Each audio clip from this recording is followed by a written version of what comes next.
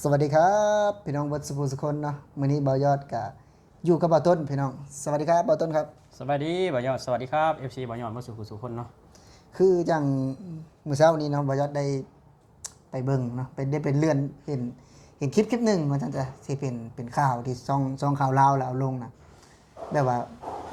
มีโจรนะมาปุ้นเงินประชาชนนะเงินประชาชนอยู่ในภาคเหนือพุ่นละทางลาวของเราเนาะแล้วทางเบาต้นคิดเห็นไปได้แบบนี้ มันก็เริ่มแห้งขึ้นน้ำมือเลยเนาะเดี๋ยวเหตุการณ์นี้มันก็เริ่มแห้งขึ้นน้ำมือนะเพราะว่าคนมันก็ความคิดของคนมันก็ทันสมัยขึ้นนะทุกมือเลยนะมันบริยานแบบว่ามันบริยานตำรวจมันบริยานศาลมันบริยานความคิดนะสังคมทุกมือเลยนะคืออยากได้เนาะแม่นแต่ก่อนก็คือสมัยบอกต้นยังหน่อยก็คือมีกาว 3K เนาะที่เป็นยาเสพติดเป็นกาว 3K ต่อมาก็เป็นยาบ้าตอนนี้คือในสังคมเราก็คือมีคอลลาเจนทุกคนคอลลาเจนเป็นคอลลาเจนผิวขาวเด้คอลลาเจนมะ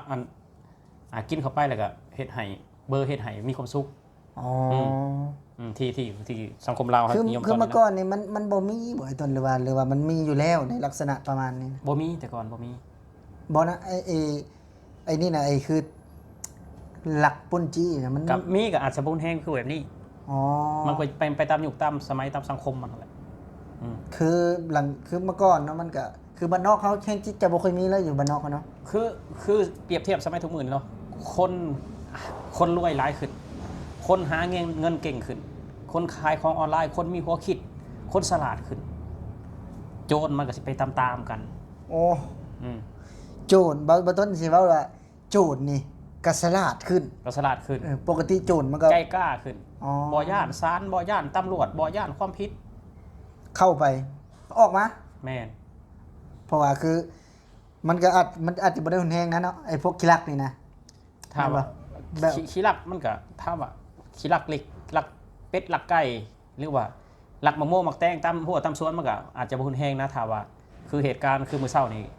อันนี้คือบ่แม่นลักนะคือไปปล้นเนาะปล้นเฮือนชาวบ้านแบบว่าใช่แบบว่าหาวิธีแบบรุนแรงนะทุกคนอุกชะกันอุกชะกันคือ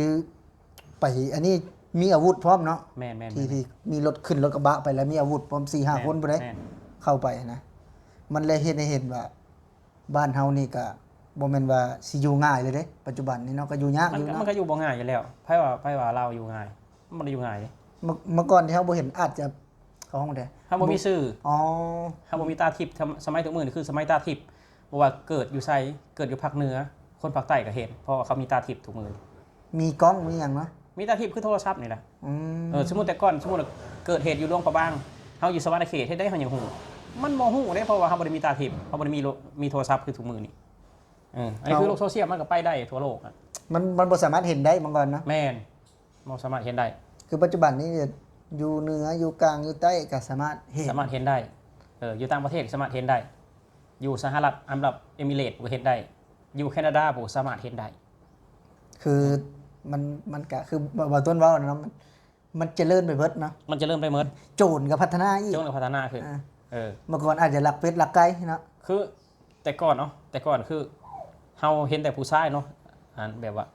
ดมสิ่งเสพติดกินสิ่งเสพติดแต่ทุกมื้อนี่ผู้ชายกับผู้หญิงเนี่ยเกือบเท่ากันนะอยู่บ้านเฮานะเอาสังคมอยู่บ้านเฮานะผู้หญิงสูบบุหรี่นี่ก็หลายแต่ก่อนคือแบบว่าอายุ14-15คืออยู่ในกรอบของพ่อแม่อยู่ในกรอบของพ่อแม่คือยังบ่ได้ไปหาวไปยังคือเด็กน้อยทุกมื้อนี้นะคือ14ก็ไปแล้วไปนอนบ้านเพื่อน 4-5 คืนผู้มาจักไปซะคือแต่ก่อนน่ะ13-14ยังนอนกับพ่อแม่ยังนอนอยู่บ้านอยู่เพื่อนยังในกรอบของพ่อแม่อยู่แต่สมัยทุกมื้อมันบ่ย่านยังแล้วผู้เดียวมันก็ไปกลางคืนผู้หญิงไปลิ้นไปเที่ยวเนาะนั่นแหละอย่างว่าทุกสิ่งทุกอย่างมันพัฒนาขึ้นแต่ว่าบางสิ่งบางอย่างก็พัฒนาไปในทางที่บ่ถูกคือผู้หญิงอายุ33-14ปีก็ออกนอกกรอบของพ่อแม่ละมีลูกมีผัวแล้วคันเว้าแล้วก็แทบจะบ่ได้เรียนด้วยซ้ำเนาะตามบ้านนอกเนาะแม่นแทบจะบ่ได้เข้าโรงเรียนด้วยซ้ำไปเนาะแบบบ่ได้สนใจในการเรียนบ่ได้สนใจแบบอนาคตกูต้องเรียนกูต้องจบหันจบนี่บ่คือเขาแบบเขาเบื่อหน่ายแบบกูเรียนจบไปแล้วกูสิไปเฮ็ดหยังหั่นน่ะมันมีคำถามมีคำถามคือครูอาสาก็สอนมา10 ปี 11 ปีก็สุดท้ายก็มาเสิร์ฟอาหารอยู่ประเทศไทยกูสิเรียนไปเฮ็ดหยังหั่นน่ะ เฮียนไปเพื่อห แบ ยั บ ง ความหวังเขาหมดแล้วนะ อื ความหวังเขาบ่มีแล้ว คือบ่มีกระจิกกระใจเนาะ แม่นคือสมมุติว่าเจ้าสิเฮียนเนี่ยเจ้าสมมุติว่าเจ้ามีอ้ายนี่มีอ้ายเจ้า3-4 คนอ้ายเจ้าเฮียนจบไปอ้ายเจ้าก็มาทำงานประเทศไทย แล้วเจ้าสิเฮียนไปฮอดไสเจ้าไปท่อแล้วเจ้าก็อยากออกแล้วบัดนี้สุดท้ายก็พ่อแม่เขาก็บ่มีเงินส่งเฮาไปหม่องนั้นคือเก่าเฮาจำเป็นต้องออก ก็เพราะว่ามันมีตัวอย่างอันนี้นะ มีตัวอย่างอยู่แล้ว มีตัวอย่างที่แบบว่าเฮียนจบไปแล้ว อาจจะบ่ได้มีเงินเดือนกิน อืม เนาะแล้วก็บ่มีงานเฮ็ดสมมุติว่า แล้วพอได้เงินเดือนน้อยนะ อืม คือว่าละคนมันฉลาดขึ้นสมมุตินี้เนาะ คือกันกับมาไทยแหละเป็นยังคนเครื่องจริงแบบรุ่นลูกรุ่นหล้านรุ่นลุงรุ่นป้ามาไทย เพราะว่าเขาเห็นแบบว่ามาไทยแล้วมันได้เงิน มาไทยแหละได้เงินมาไทยแล้วมีเฮือนมีซานมาไทยแล้วมีดินดอนตอนหญ้ามีวัวมีควายมีทองมีเงินเนาะมาประเทศไทยแล้วทำงานแล้วได้เงินอีหลีเพราะฉะนั้นแล้วรุ่นลูกรุ่นหล้านก็อยากมาประเทศไทยบางคนออกโรงเรียนมาประเทศไทยหลายนะเนาะตอนนี้คือบ่มีแล้วว่าบ้านใดที่บ่มีคนมาประเทศไทยต้องมีทุกหมู่บ้าน เกือบทุกหลังคาเรือนเลยแหละเนาะ เมื่อก่อนอาจจะบ่หลายแต่ปัจจุบันนี้มีทุกหมู่บ้านนะ แม่นแต่ก่อนอัดบหลาย แต่ตอนนี้ แล้วก็ ทุกหมู่บ้า อาน จจะทุกครอบครัวอีกนะ ทุกครอบครัวถ้าแบบผู้ใดแบบมีลูกมีหลานนะอายุ17 18หรือว่า10 20นี่นะมาทุกหลังคาเรือนเลยแหละเนาะทุกคนถ้าบ่มากับบ่ฮู้ว่าสิเฮ็ดหยังอยู่บ้านเฮาอ่ะ บ่ฮู้สิหาหยังกินนะ บ่ฮู้สิหาหยังกินมันแตกต่างกันอ่ะเงินเดือนล้านห้ากับเงินเดือน7 ล้านมันแตกต่างกันเลยเนาะคืออยู่บ้านเฮาก็เงินเดือนรัฐบาลเพิ่นประกาศก็คือเพิ่นขึ้นเงินเดือนให้แล้วตอนนี้คือล้าน8ก็คือรายตัวเลขกลมๆก็ประมาณ 2,500 เนาะล้าน8เนาะ คือจังเฮามาอยู่ประเทศไทยนี่เนาะในเรื่องราวที่ดีและบ่ดีเพิ่นก็นำเสนอหมดเนาะ แม่น มันก็เลยแบบว่าคนลาวเฮามาเห็นนะเฮามองเบิ่งอยู่ในประเทศไทยว่าประเทศไทยนี่เป็นตาย่านเนาะเบิ่งตามสื่อตามข่าว แต่บ้านเฮาโอ้ยบ้านเฮาสบายเด้บ่มีโจรบ่มีขโมย สำหรับคนใดที่คิดว่าประเทศไทยเป็นตาย่านคือพวกสมองดักดานพวกสมองบกพวกสมองแบบบ่ได้คิดบ่ได้เจรนัยเข้าใจป่ะแต่ที่จริงแล้วความวุ่นวายอ่ะประเทศใดก็มีหมดแล้วแต่สื่อสินำเสนอแบบใดคือประเทศไทยอ่ะคือประเทศไทยนี่เป็นประเทศที่หมักในความเป็นจริงนะสั่วกับรายงานดีกับรายงานคือในชีวิตบ่ต้นมักบ่แบบนี้บ่ต้นมักนะบ่ต้นมักตรงๆอ่ะบ่ต้นมักตรงๆอ่ะบ่ต้นบ่ได้แบบว่ามีคนป่วยคนล้มหายไม่ยั้งกะคือปิดข่าวนะคือบ่มักนะบ่มัก คือมักแบบตรงๆ มักไปตรงๆอ่ะดีก็ว่าดีสัวก็ว่าสัวเลยมียังต้องข่าวเลยนะให้ฮู้หมดเลย แบบว่าบ่ต้องปิดบัง บ่ต้องปิดบังเนาะปิดบังเราเห็นหยัง ปิดบัง ปิดบังมันได้หยังขึ้นมา คือ ถ้าปิดบัง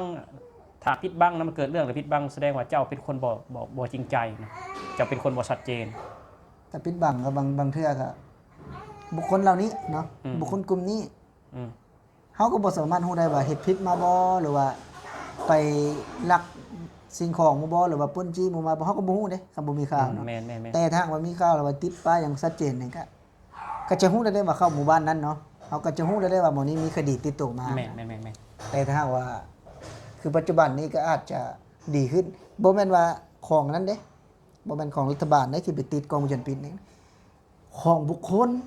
นะ แม่นของเขาเองนี่แหละ ของเฮาเอง ของ แต่ ชนเองนี่แหละ แต่ถ้าหากว่าไปอยู่ตามถนนนี่บ่มี บ่มีกล้องวงจรปิดบ้านเฮายังบ่มี อยู่เวียงจันทน์มีบ่ มีกันบ่หลายนะบ่หลายบ่คือไทยนะไทยเนี่ย50เมตรนี่คือว่ามีกล้องวงจร3-4 ตัวแล้วในไทยนะ คืออยู่บ้านเฮานี่บ่มีเนาะบ่ปานเด้ บ่ถ้าเปรียบเทียบมันบ่มีอ่ะถ้าไปเทียบกับไทยบ่มีอ่ะคืออยู่ประเทศไทยนี่กล้องวงจรปิดนี่เปรียบเหมือนดอกไม้ชนิดหนึงนะที่แบบว่าประดับประดาในถนนหนทางบ่อึดบ่อยากบ่อึด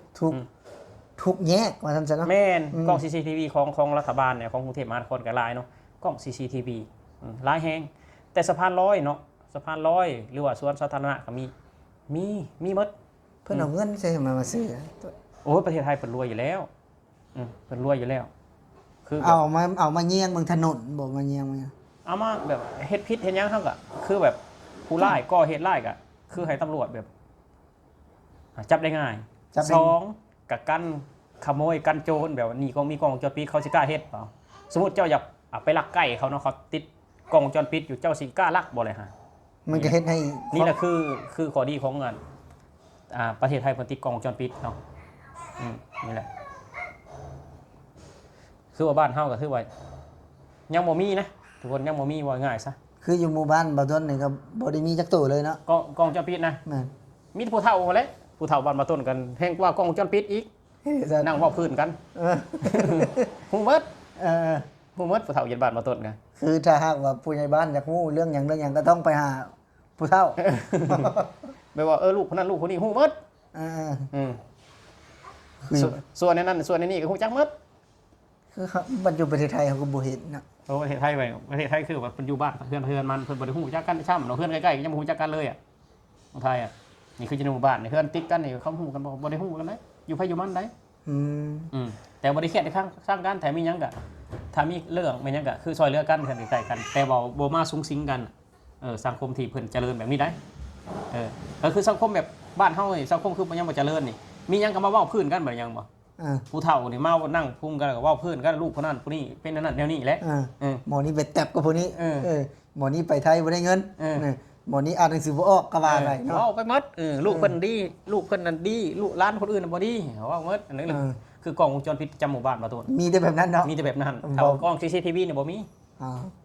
ดังนั้นแหละพี่น้องก็ประมาณนี้เนาะก็สำหรับคลิปนี้ก็ขอบคุณทางเบาต้นเนาะแต่ว่าได้มาเอาตู้เย็นพี่น้อง